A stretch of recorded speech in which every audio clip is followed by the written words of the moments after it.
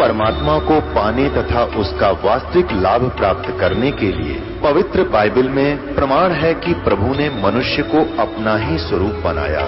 6 दिन में सृष्टि रचकर 7वें दिन विश्राम किया। कुरान शरीफ में प्रमाण है कि हजरत मोहम्मद को खुदा स्वयं कह रहे हैं कि मैंने तुम्हें उस परमात्मा की महिमा बताने के लिए भेजा है। वो परमात्मा कबीर है जिसने 6 दिन में सृष्टि रची तथा 7वें दिन तख्त पर जा विराजा।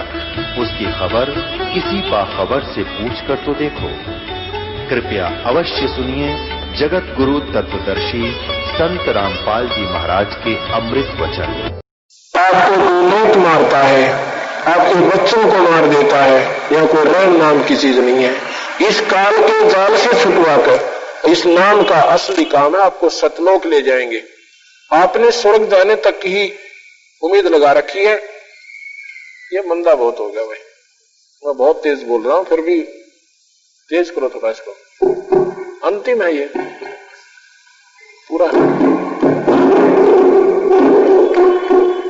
तो उसके बाद ये हमारा असली उद्देश्य है कि नाम लेकर अपनी भक्ति करो, अपने बाल बच्चों के साथ रह गए। आपने सुना था कि भगवान कृष्ण जी ने कुब्जा का कुब ठीक कर दिया था, सुना था आपने। इसी ईवानी की उम्र की एक लड़की हरियाणा स्टेट में रोहतक जिले में, उसका नाम है सोनिका। सोनिका पुत्री श्री दरियाव सिंह, सूबेदार रिटायर मिलिट्री से। उस लड़की को यहां कोई चोट लग गई थी कमर में बचपन से। 7-8 वर्ष से उस लड़की को बहुत पीड़ा हो रही थी और ऐसे वो रीढ़ की हड्डी में फ्रैक्चर बनकर और वो ऐसे टेढ़ी जुड़ जाने से ऐसे फैलनी शुरू होगी। इस आकार में उस लड़की को वो रीढ़ की हड्डी बन गई, उसकी कोब बन गया। अब उसके माता पिता ने बहुत ट्रीटमेंट करवाया और डॉक्टरों ने बताया कि इसको हम ऑपरेशन नहीं कर सकते क्योंकि रीढ़ की हड्डी जो है इतनी नाजुक होती है, इसमें एक भी नस अगर कट गई तो लड़की को पैरालाइसिस यानी अधरंग हो जाएगा। और पीड़ा इतनी उस लड़की को, क्योंकि वो रीढ़ की हड्डी टेढ़ी बढ़ रही थी, वो गलत स्थान पर जाकर के उनमें नसों में घुस रही थी और उसमें इतनी पीड़ा होया करती। उसकी लड़की की गर्दन सूजी रहती थी और इधर उधर गर्दन भी नहीं होती थी। एक डॉक्टर ने कहा कि मैं, क्योंकि पीड़ा बहुत ज्यादा थी, लेकिन वो दवाइयां खाते रहते थे। वो दवाइयां इतनी महंगी महंगी खाती थी कि दवाई के असर से पीड़ा कुछ देर के लिए राहत होती थी, वो दवाई का असर खत्म होती फिर शुरू हो जाती थी। वो लड़की रातों रोया करती थी और दिन में भी बहुत रोती थी, काम नहीं कर सकती थी, 10 मिनट बैठ नहीं सकती थी। स्कूल में अध्यापक भी उससे कहते थे कि तो पीछे बेंच के सहारे जाकर बैठ जाइए। मैट्रिक में लड़की पढ़ रही थी। तो उन्होंने, किसी ने, हमारे सेवक ने उनको बता दिया कि उनके किराए पर रहते थे कि आप ऐसे करो, हमारे गुरुदेव से नाम ले लो। तो वो बोले नाम से क्या होगा कि तुम्हारी लड़की ठीक हो जाएगी। लड़की तो ठीक होगी और साथ में गधे और कुत्ते बनते हैं, ये पीछा छूटेगा, 84 छूटेगी, सतलोक प्राप्ति होगी। वो कहने लगी ऐसी नाम क्यों हो गया भाई, हमने तो सुना नहीं ऐसा। अगर ना सुना तभी तो बता रहे हैं, आप एक बार जाकर देखो। उसकी मम्मी नाम ले आई, उसके बाद वह लड़की भी नाम ले आई। नाम लेने के 4 दिन बाद ऐसे ही खुला समागम था रोहतक धर्मशाला काट मंडी में। ये सितंबर 1999 में, सितंबर 1999 में तो मैं ऐसे ही सत्संग कर रहा था। सत्संग करने के बाद मैं एक चारपाई पर बैठ गया, जाकर जहां संगत से मिलना होता है, जैसे मैं यहां बैठ जाता हूं। तो वो लड़की की मां, लड़की की नानी और साथ में जिसने उपदेश दिलाया था हमारी सेविका, वह तीनों चारों आई। लड़की की मां रोए, लड़की की नानी रोए और साथ में वह लड़की रोए। अभी क्या दिक्कत होगी? उन्होंने अपनी सारी कहानी बताई कि महाराज जी इस लड़की को बहुत दिनों से तकलीफ है। तो मैंने कहा भी डॉक्टरों को दिखाइए, कि डॉक्टरों को दिखाकर हम तंग आ चुके हैं। ऑपरेशन बोल रखा था, ऑपरेशन कराएं तो लड़की को अधरंग मारेगा, फिर या कहीं किससे कर्म की भी कोई ना आनो कहते पीड़ा बंद हो जाएगी। और एक महंगे से महंगी गोली डॉक्टरों ने दे दी है, दवाइयां दे दी है, इंजेक्शन लगा दिए हैं। अब कहते हैं इस लड़की को आगे इससे बढ़िया ज्यादा गोली हम दे भी नहीं सकते, इसको साइड इफेक्ट होना शुरू हो जाएगा। ये अंतिम दवाई है और वो भी निष्क्रिय हो चुकी है, वो नो रोए। मैं कहने लगा भी नाम दिलाओ फिर इसको। नो बोली जी नाम इसने लिया है। कब लिया है? थोड़ा मंदा करो।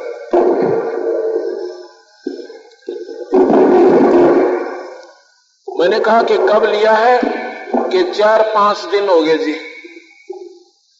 मां फिर बेटी तू नाम जाप करती है? अगना जी। फिर भाई दवाई ले ली खाई को ना, नाम जाप नहीं कर रही कैसे लाभ होगा? न बोली जी मेरे पर जाप होता ही नहीं। क्यों नहीं होता? ठीक है, क्यों नहीं होता? कि मैं बहुत पीड़ा में रहती हूं, मुझे नाम लेना लिया ही नहीं जा रहा मुझसे, मुझे दर्द बहुत रहता है।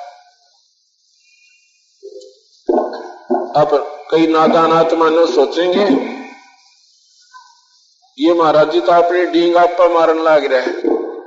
एक आधी जगह सच्चाई को सामने लाने के लिए ये भी करना पड़ जाता है। डींग होती है झूठ, सच्चाई को डिंग नहीं कहते। हम नहीं कर सकते, हमारे कबीर भगवान करते हैं। हम कुछ नहीं कर सकते, हमारे कबीर भगवान कर रहे हैं। तो जी क्या हुआ? उसकी नानी कहने लगी महाराज जी इसकी कमर पर थप्पड़ मार दो। वहां थप्पड़ से क्या होगा? अब ठीक मैं ये चिल्ला रहा था ऐसे इसको जो है ना कमर पर थप्पड़ मार दो। वहां थप्पड़ से क्या होगा? नाम से होगा। मंदा करो थोड़ा। तो जी मैंने वैसे स्वाभाविक मां बेटी भगवान बंदी चोट ठीक करेंगे, मैंने सिर पे हाथ रख, ऐसे स्वाभाविक सभी का रख देते हैं हम तो। और एक काम करना कि भगवान गरीबदास जी महाराज की वाणी का एक पाठ करवाना।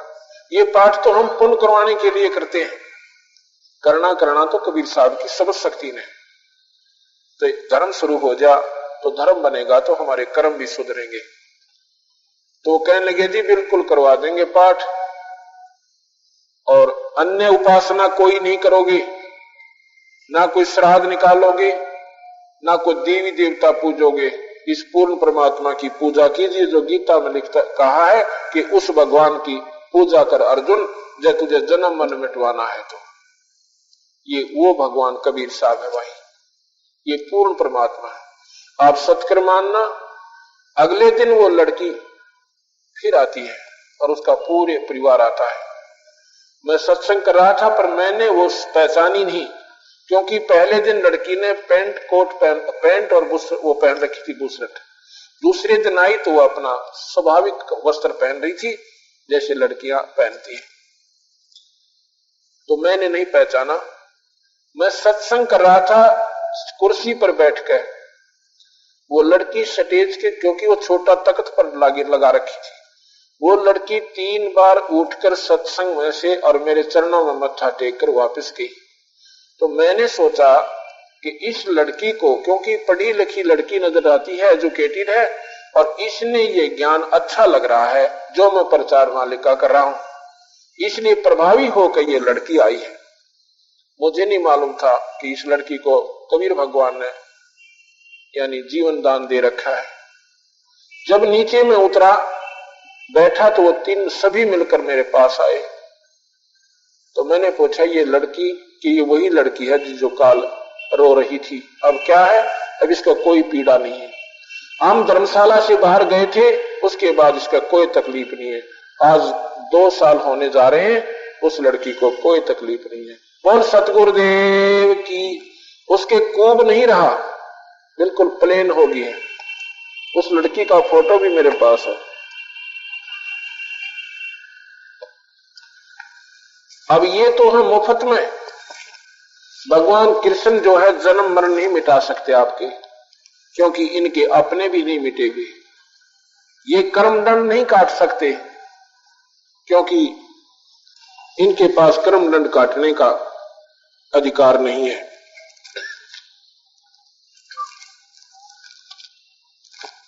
और कबीर साहब ये दोनों काम करते हैं। कबीर साहब ये दोनों काम करते हैं, कर्मों के दंड को भी काट देते हैं और साथ में वो मुक्ति देते हैं जो ब्रह्मा की हुई, ना विष्णु की हो सकती और ना शिव की हुई। ये लड़की का फोटो है। ये सोने का पुत्री श्री दरियाव सिंह सूबेदार आ जाएगा।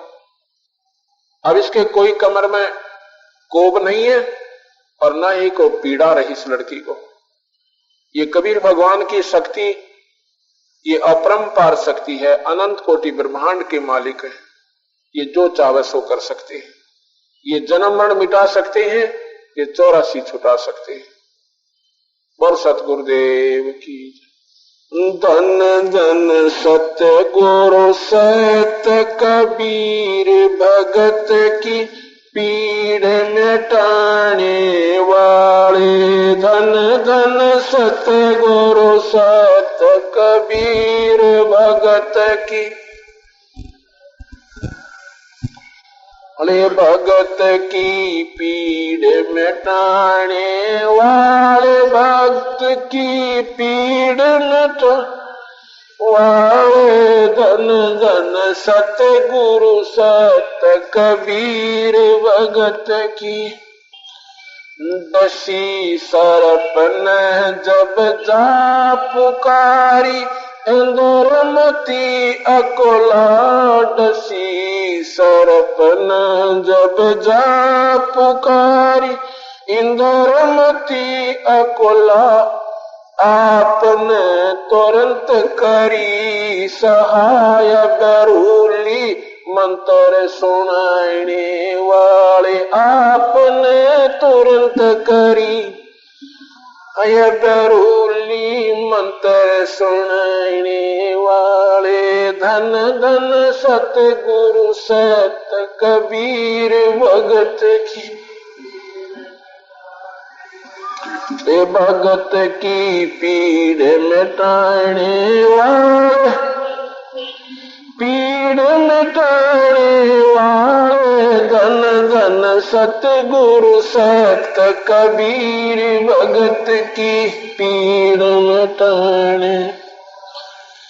दामोदर सेठ के होठ आकाश, अरज करी डूबता देख जहाज। दामोदर सेठ के होठ आकाश, अरज करी डूबता देख जहाज। लाज मेरी रखियो गरीब नवाज, समुद्र से पार लंघाने वाले। लाज मेरी रखियो गरीब नवाज, समुद्र से लंघाने वाले।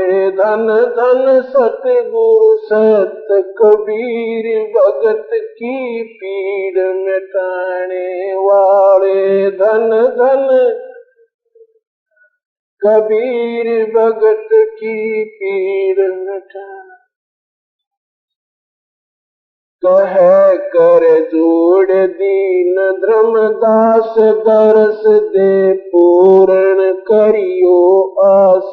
कह कर जोड़ दीन धर्मदास, दरस दे पूर्ण करियो आस, मेट जो जन्म मरण की तरास, सत्य पद प्राप्त कराने वाले, मेट जो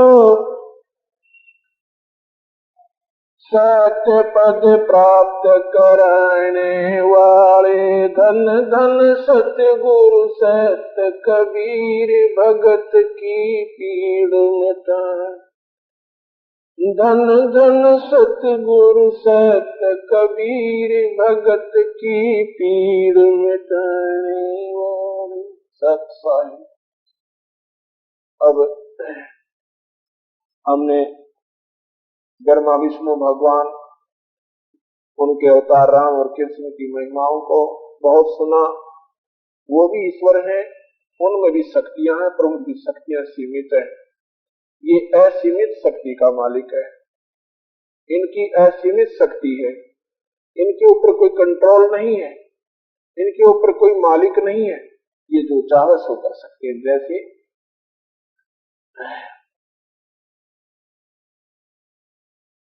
आपने सुना था कि भगवान कृष्ण जी ने सुदामा जी का दारिद्र खत्म कर दिया था।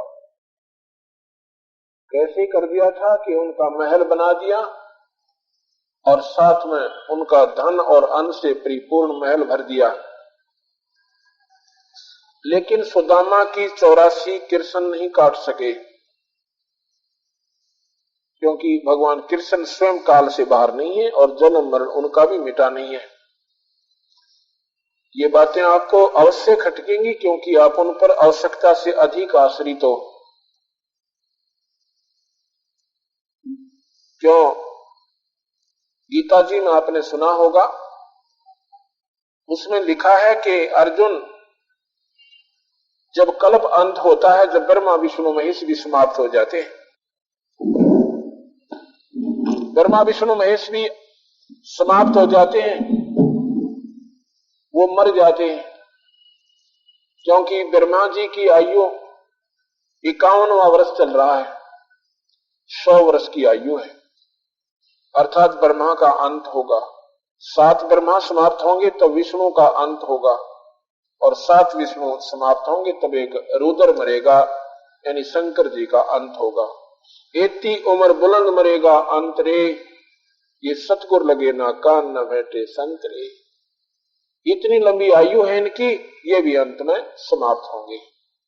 इसी प्रकार भगवान कृष्ण सुदामा की 84 नहीं काट सके, केवल धन दे दिया और उनका महल बना दिया। ये तो एक, अगर आपका कोई अच्छा रिश्तेदार राजा हो, मंत्री हो, मुख्यमंत्री हो, प्रधानमंत्री हो, यो काम तो वो भी कर देगा अपने, इतना धन से संपन्न वो भी कर सकता है। अगर जन्म मन हमारा नहीं मिटा, 84 नहीं छूटी, तो उस धन की कोई फायदा नहीं है। इससे अच्छा अपना मेहनत मजदूरी करके लुखी रोटी खाकर गुजारा हो सकता है। इसी की तुलना में कबीर भगवान की समर्थता आपको बताता हूं। कबीर साहब वो पूर्ण ब्रह्म है, ये अनधन से परिपूर्ण भी कर देंगे और 84 छुटाकर, काल से छुटवाकर सतलोक ले जाएंगे आपको। एक तैमूरलंग नाम का एक मुसलमान लोहार था। वो बहुत गरीब था। उसकी मां बड़ी धार्मिक वृत्ति की और साध्वी प्रवृत्ति की औरत थी। आने वाले उसके अतिथियों को अपने घर पर भोजन, मान ले उनके घर पर एक व्यक्ति का आटा बचा हुआ है, वो नो की नो खाना बना करके और उस अतिथि को खिला देते थे, और स्वयं वो बंदा बहुत हो गया, बगैर खाए सो जाती थी। इतनी धार्मिक वृत्ति की वो बहन माई थी। ऐसा ही फिर बच्चे पर असर हो जाता है। एक दिन की बात है कि वो क्या करता था, तैमूरलंग गांव वालों की, शहर वालों की भेड़ बकरियों को किराए पर चराने ले जाता था। वो पाली रहता था। एक दिन गांव से बाहर, नगरी से बाहर उन बकरियों को बैठा रखा था। दोपहर का समय था, खाना खा रहा था। वहां पर कबीर भगवान आ जाते। उनको जैसे रास्ते चलते को पूछा करते हैं, भाई खाना खा लीजिए। कबीर साहब ने कहा, भी खाना तो खाऊंगा, भूख लगी है। तैमूर ने कहने लगा, भगवान मैंने तो रोटी खा ली है, मैं गांव से बनवा कर लाता हूं अपनी मां से, तो मेरी बकरियों को देखना आप, यहां कोई खिसक ना जाग। नहीं जी, जाइए। अपनी मां के पास जाकर के तैमूर ने कहता है कि मां, एक रास्ते चलता एक महापुरुष, कोई भगत दिखाई दे से, और उनको भूख लगी हुई है, मां रोटी बना दे। अगले बेटा भी बनाती हूं। 2 रोटी का आटा बचा हुआ था। उस मां ने 2 ही रोटी का आटा रोटी बना के और साथ में थाल में परोस के पानी का लोटा लेके चल पड़ी कि बेटा मैं खाना खिला करके वापस बर्तन ले आऊंगी, तो अपना बकरियों के पास रहना, कहीं ऐसा ना हो कि किसी की बकरी गुम हो जाए, ये भेड़ गुम हो जाए, बेटा हमारे से उनकी कीमत नहीं चुकाई जाएगी, हम गरीब आदमी, बेटा ऐसे मत आया कर। तो कहने लगा, मां वो पाली है, उसको कह के आ हमारा रास्ते चलते को। पहले ईमानदार आदमी बहुत होते थे, इतनी दुष्टता थी कोई ना जो आज हो चुकी है। तो दोनों माता और पुत्र वहां पहुंचते हैं। जब वहां पहुंचे तो माई ने देखा महात्मा दिखाई देता, कोई भक्त आत्मा है, और कहते हैं संत आशीर्वाद दे दे तो मालो माल हो जाते हैं, क्योंकि गरीबी घनी थी। अब देखो, निर्धन धन चाहता है, कोढ़ी काया चाहता है, और जिसका पुत्र नहीं है, निसंतान है, वो पुत्र की कामना ही क्या करता है, अंधा केवल आंखें ही मांगता है। तो उनको टोटा ज्यादा था, उनके घर में खाने को अन्न उपलब्ध नहीं रहता था, कई बार तो भूखे सो जाते थे माता और बेटा। तो जी महाराज के सामने खाना रख दिया, कबीर भगवान के सामने। कबीर साहब कहने लगे, माई तुमने नाम ले रखा है? अगर नहीं जी, आपने नाम लेना पड़ेगा। नाम से क्या होगा भगवान? क्या हमारा टोटा दूर हो जाएगा, हमारा दारिद्र्य नष्ट हो जाएगा, हम धनवान हो जाएंगे? कहां धनवान हो जाओगे? कबीरा सब जग निर्धना धनवंता ना को, धनवंता वो जानियो जिस पर राम नाम धनो। किससे धनवान हो जाओगे? मौज हो जाएगी। तो ठीक है जी, नाम ले लेंगे, लेकिन तुमने ये मांस मिट्टी नहीं खानी। वो कहने लगी, हम तो मुसलमान हैं, ये तो हमारी परंपरा है, अगर नहीं तो मुसलमान नहीं हो। मुसलमान मांस नहीं खाते, और मांस खाते वो मुसलमान नहीं है, क्योंकि मांस खाना पवित्र आत्मा का काम नहीं होता। मुसलमान का मतलब है वो पुण्यात्मा जो कि कीड़ी तक भी ना मारे, बीड़ी शराब मांस तमाकू का हाथ भी ना लावे, उसको मुसलमान कहते।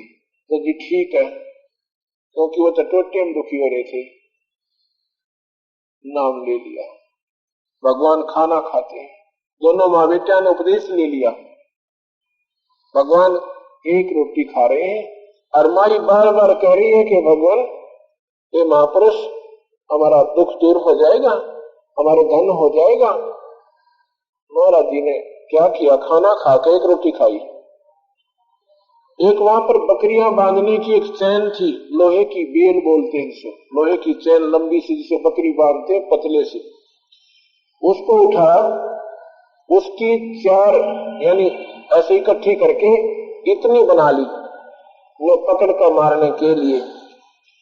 उस बेल को उसके लड़के के 7 मारी, ऐसे जो प्यार में मारते हैं ना, 1 2 3 जैसे लाड करते। फिर लात मारी धीरे धीरे, फिर मुक्के मारे।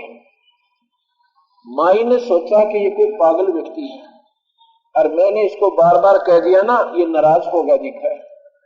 कहती है, महाराज जी मेरे बच्चे ने कोई आपको अपशब्द कहा, जो इस काल से बाहर है उस परमात्मा का यदि हम आसरा तकेंगे तो उन, जो इस काल से बाहर है उस परमात्मा का यदि हम आसरा तकेंगे तो उन पर काल प्रभावी नहीं होगा।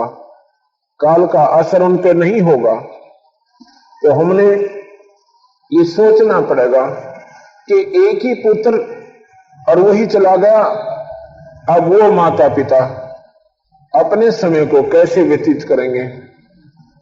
आप हृदय पर हाथ नहीं रखते, आप इतनी गहराई में नहीं जाते।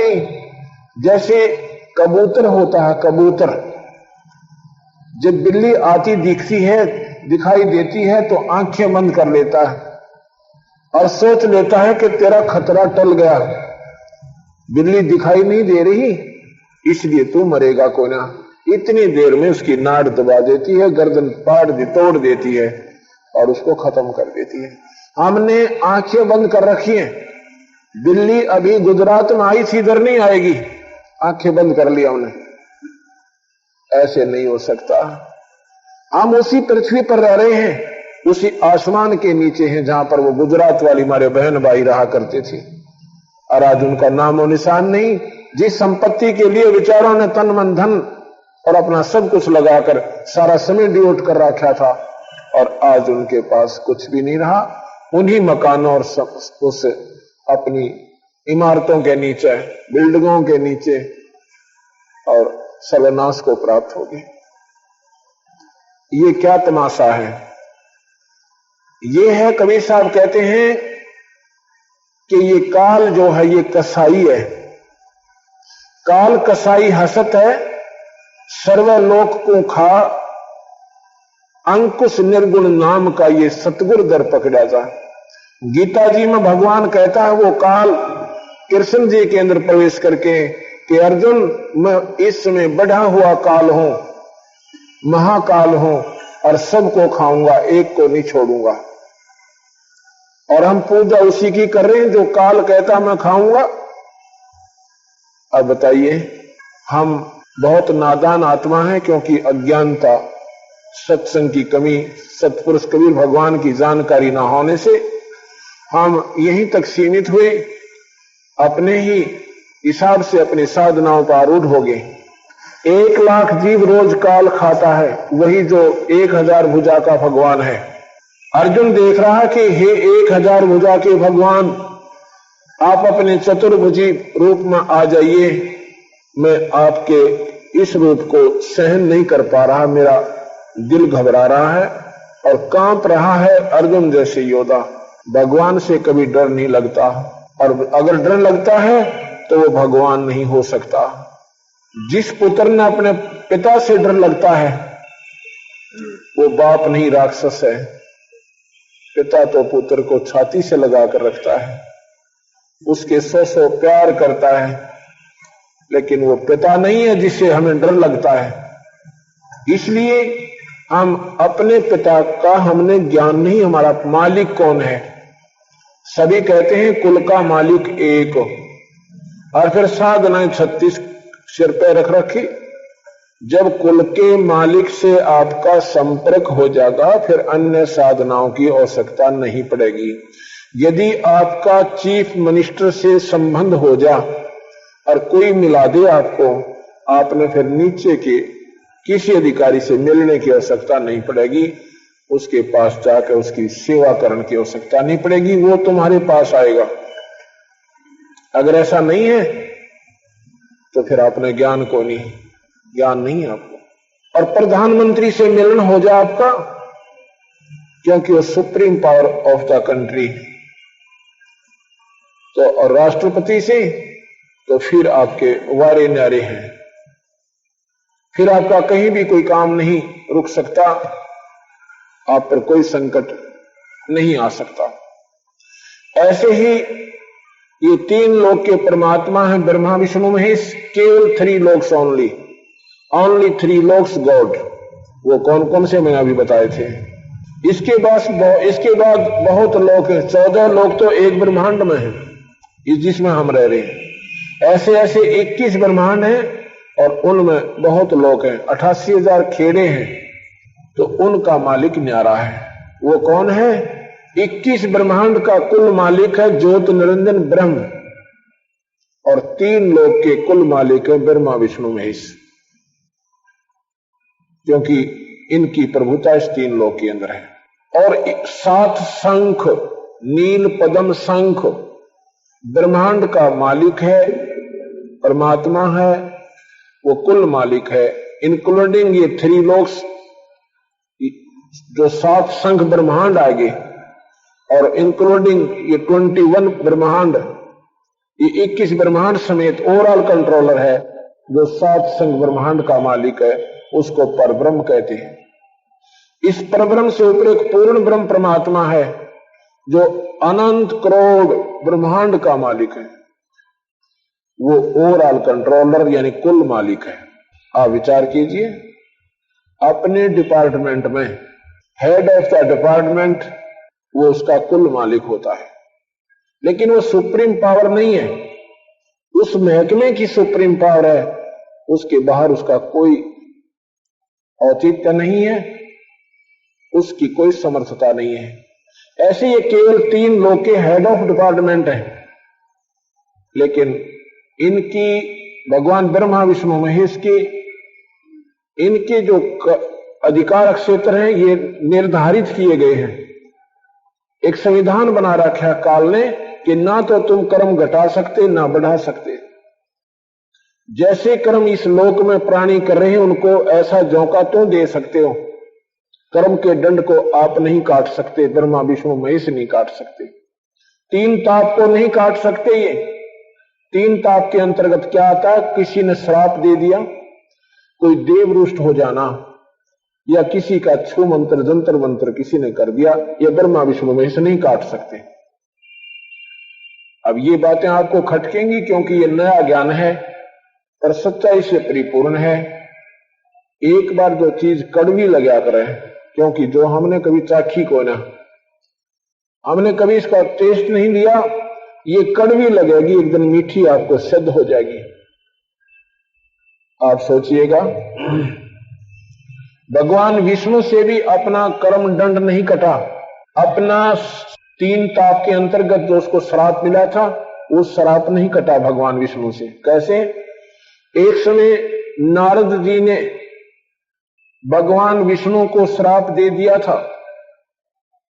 लंबी कथा ना करके मैं शॉर्ट में बताता हूं, संक्षिप्त में आपको सुनाना चाहता हूं। आपने खूब कथाएं सुन रखी हैं कि नारद जी ने क्यों श्राप दिया था विष्णु जी को, कि एक भगवान ने लीला की थी। विष्णु जी ने, नारद जी को अभिमान हो गया था कि मैंने अपनी इंद्रियों पर काबू कर लिया, मैंने अपना मन मार लिया।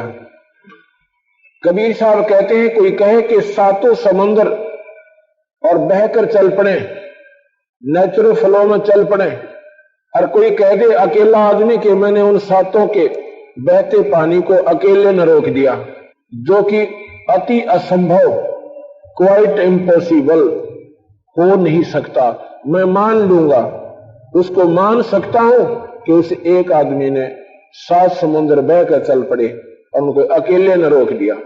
लेकिन जब कोई कह दे मैंने मन रोक लिया, मैं नहीं मानूंगा, क्योंकि मन 21 ब्रह्मांड में किसी से नहीं रुकेगा, ना ब्रह्मा से रुका, ना विष्णु से रुका, ना शिव से रुका, और तो रोक कौन सकते हैं इनसे? इस मन से ऊपर एक और मन कौन है? ये काल निरंजन है।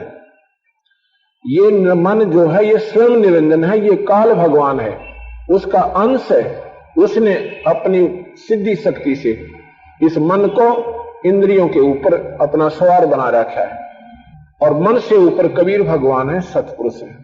क्या होता है कि नारद ने जब अभिमान हो गया भगवान से कहा, तो भगवान ने सोचा कि बच्चे को अभिमान हो गया, क्योंकि ये ब्रह्मा का पुत्र है नारद जी, और ब्रह्मा विष्णु महेश तीनों भाई हैं, एक ही मां से उत्पन्न हुए। ये ब्रह्मा विष्णु महेश शेरावाली से, शेरावाली इनकी माता है, प्रकृति देवी नाम है इसका। इसको आदि माया भी कहते हैं, इसको अष्टंगी भी कहते हैं। ये ब्रह्मा विष्णु महेश की माता है। तो विष्णु जी ने सोचा कि नारद काम से गया, ये तो इसने अभिमान हो गया, इसका अभिमान भंग होना चाहिए ताकि ये बच्चा मार ना खावे। भगवान ने सोचा तो ऐसा था, लेकिन उसके उल्ट पड़ गई। कैसे? भगवान ने क्या किया, एक मायावी एक सुंदर नगर बना दिया अपनी माया से, और उस सुंदर नगर में एक राजा की लड़की का स्वयंवर रच दिया। नारद जी उस नगर से प्रवेश कर रहे थे, नगर को पार कर रहे थे। उसने देखा नारद जी ने कि यहाँ तो बड़े बाजे बूजे बज रहे हैं, बड़ी मीठी मीठी आवाज में लड़कियां गाने गा रही हैं।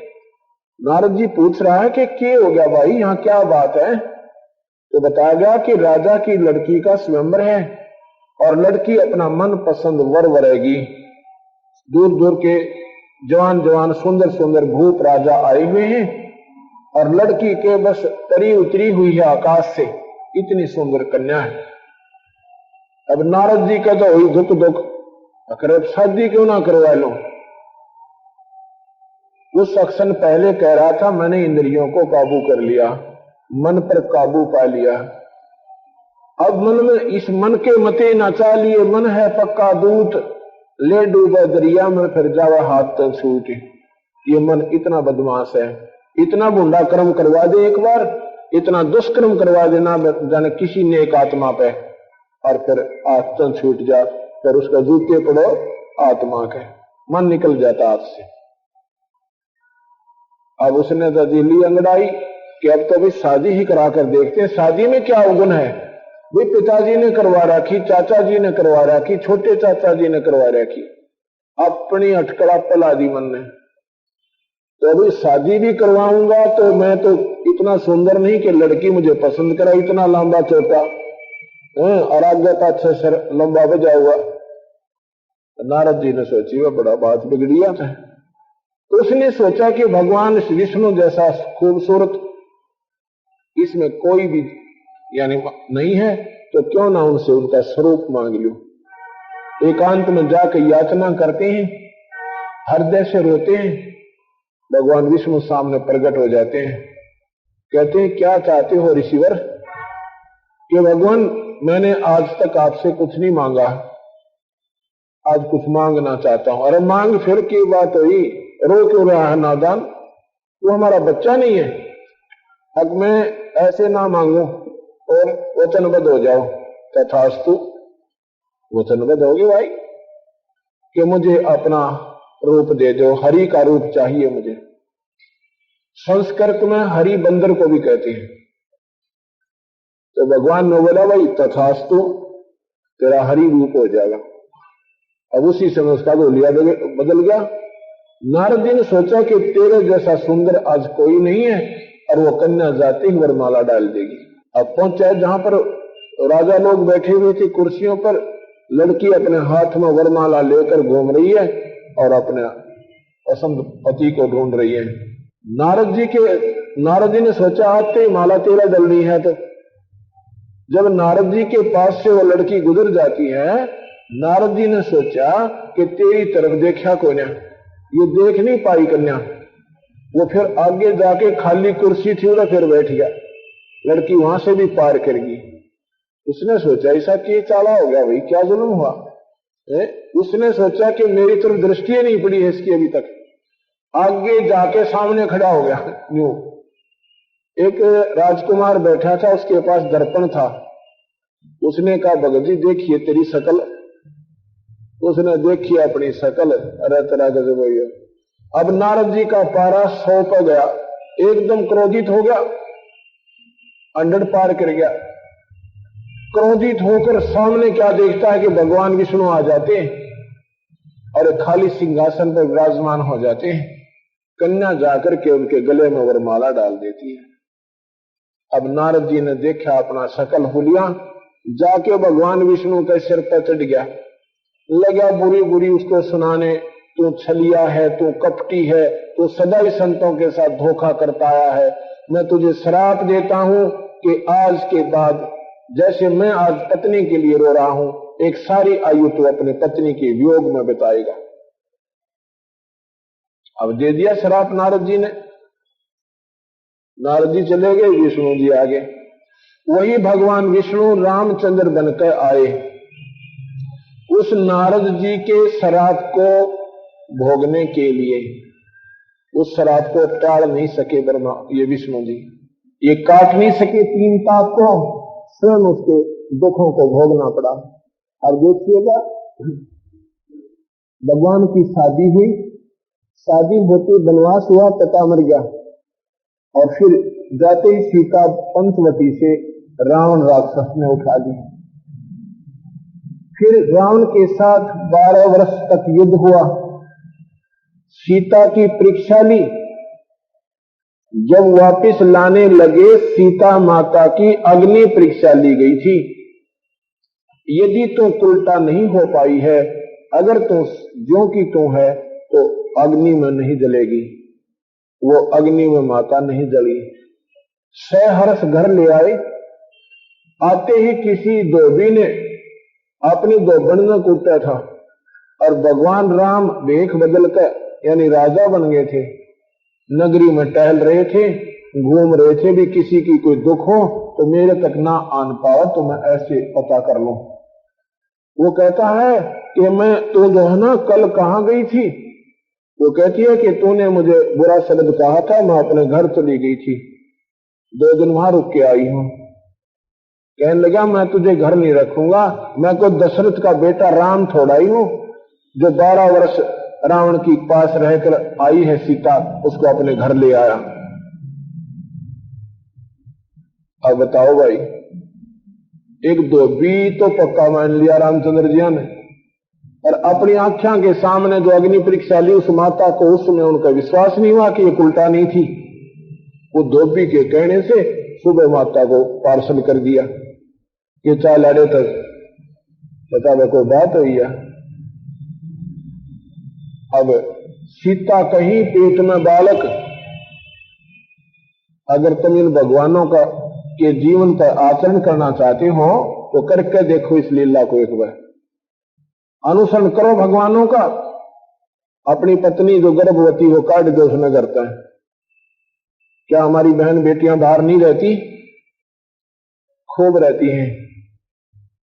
और ये आचरण हम अगर आज उन भगवानों के आचरणों से मिलाएं, क्या कहते हैं वो मर्यादा पुरुषोत्तम थे, कति नहीं थे।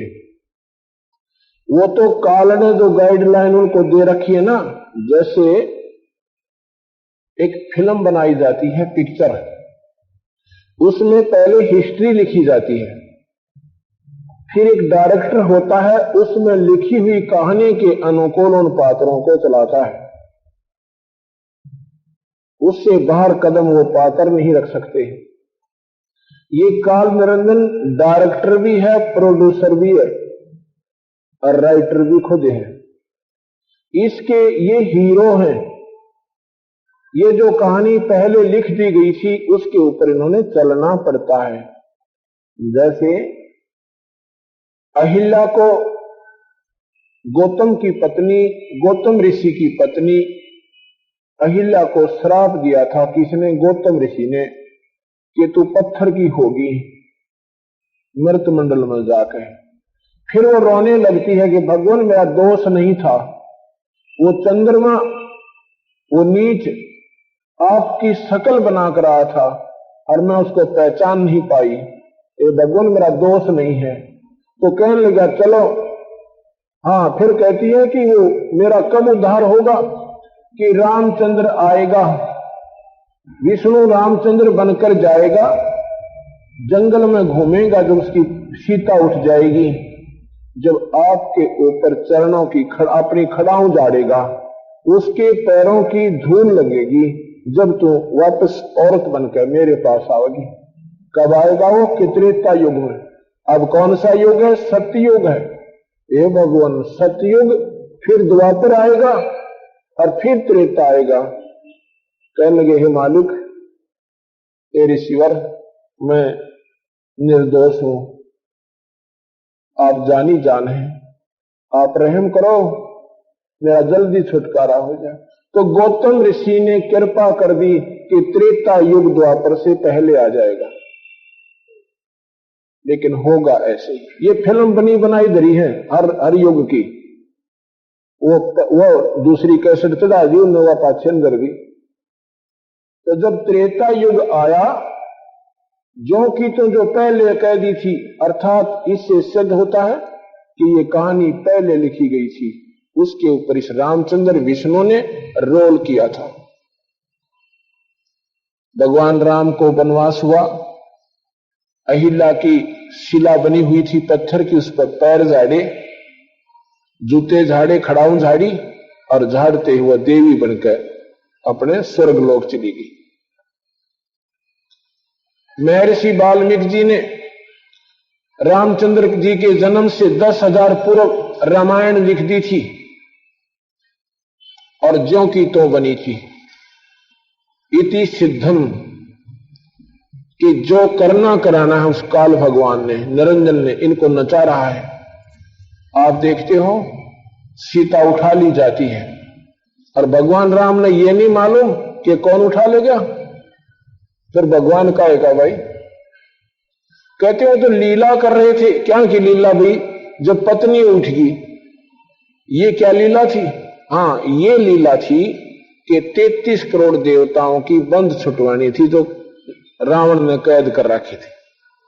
कहते हैं उसके लिए कारण बना था कि सीता को रावण उठावे और फिर उसके ऊपर युद्ध किया जाए। बिल्कुल ठीक है, इतनी लीला तो मान जाएंगे हम कि रावण ने अपनी बदमाशी की सीता उठाई, पर नारी को उठा लिया, महापापी हो गया। और शास्त्रों में लिखा है जो पर नारी ने उठा ले जाए यानी उसके साथ जबरदस्ती करता है तो उसको मार देने में पाप नहीं है।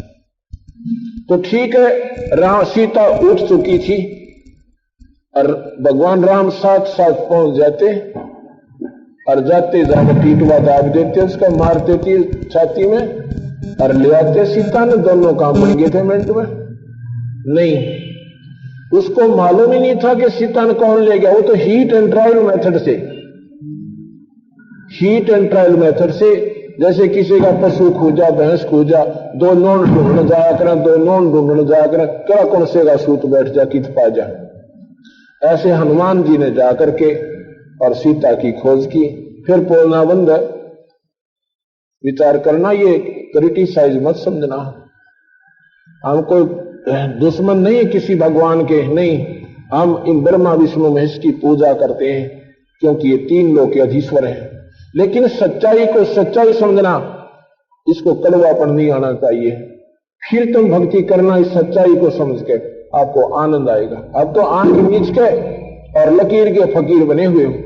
भगवान राम पर पुल नहीं बंध पाया, अगर वो समर्थ होते तो पुल बांध देते 1 मिनट में। उस पर्वत सारे समुद्र के ऊपर का नहीं बंध रहा था। 3 दिन हाथ जोड़कर समुद्र से याचना करते हैं, कहते हैं हे समुद्र मुझे रास्ता दे दो। लेकिन जब 3 दिन की याचना पर भी समुद्र टस से मस नहीं होता है, उसने कहता है कि लक्ष्मण मेरा अग्नि बाण निकाल।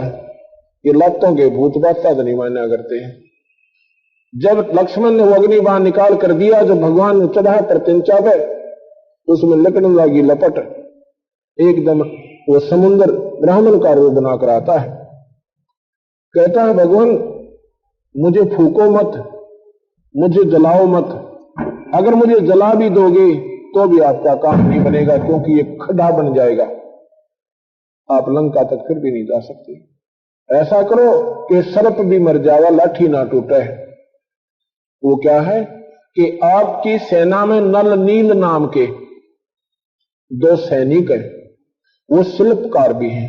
उनको उनके गुरुदेव द्वारा दिया हुआ आशीर्वाद है कि उनके हाथ से पत्थर नहीं, कोई भी चीज अगर वो जल में डाल दें डूबे नहीं। तो उन्होंने कहा कि भाई ठीक है बुलाओ। नल नील बुलाए। नल नील ने कहा, नल नील से कहा कि क्यों भी तुम्हारे पास कोई ऐसी शक्ति है? अगजी है। तो फिर यार निकम्मा, तुमने 3 दिन हो गए हमने हाथ जोड़े या खड़े हैं इसके सामने, तुम आए क्यों नहीं? कहने लगे जी हमने कौन आन दिया आप तक, ये हनुमान कैसे और जामवान कैसे, अंगद जैसे महाबली आपके चारों तरफ घूमते रहते हैं। हम गरीब आदमियों ने की तो कोई सुने भी कोई ना हो। अगर हम कह भी देते कि हमारे पास शक्ति है, अब तक हमारी आवाज नहीं आ सकती थी क्योंकि हम सैनिक आप राजा हो। वो बोला भाई ठीक है, चल ईद बता दो, ईद कर दो, मेरी ये कृपा करो।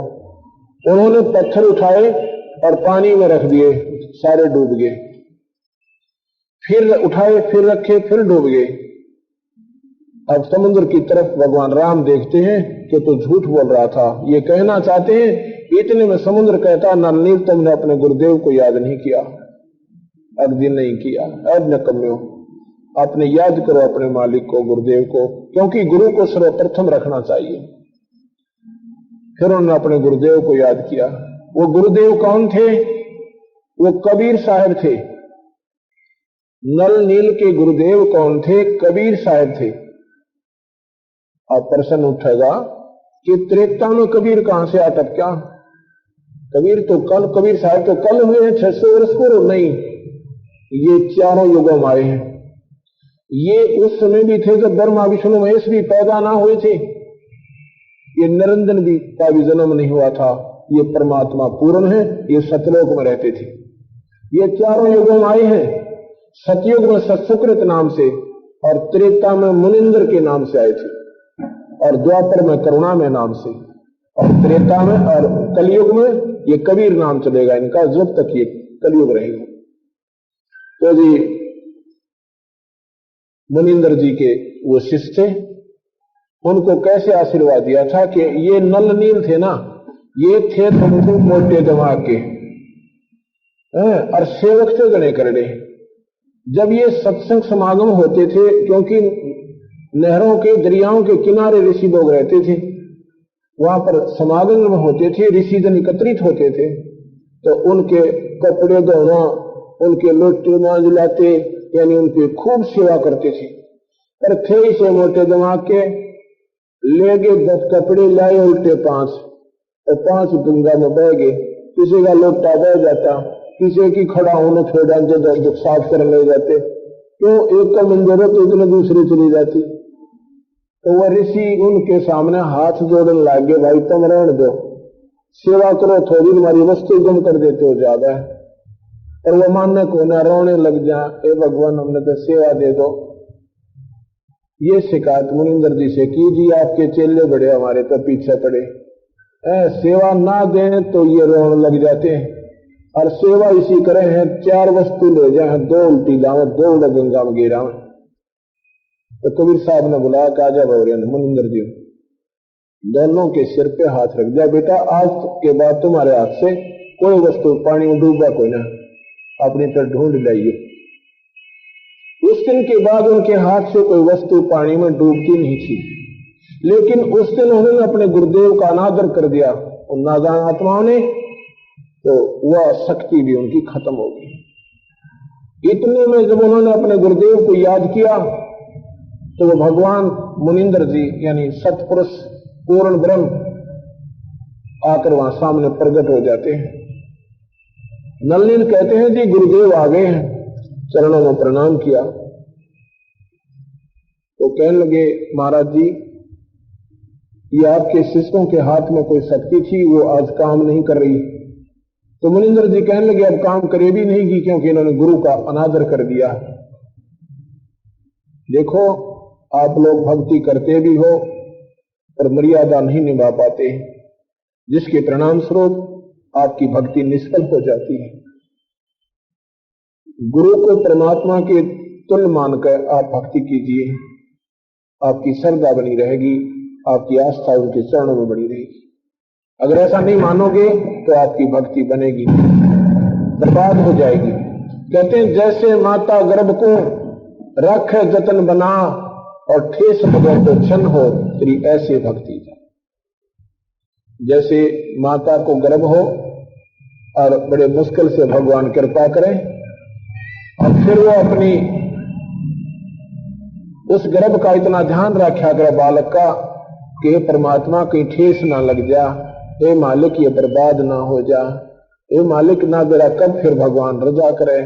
ऐसे डर के साथ तुमने भक्ति को बनाए रखना चाहिए, नहीं तो ठेस लगे तो गिर जाएगी। जैसे बच्चा गिर जाए तो फिर मां बहुत रोया करे। ऐसे भक्ति जा, भक्ति बर्बाद हो जाएगी। तो नल नील भी अपना बैठ गए मुंह लटका के, उनकी शक्ति अक्षीण होगी और पुल न्यो का न्यो रह गया।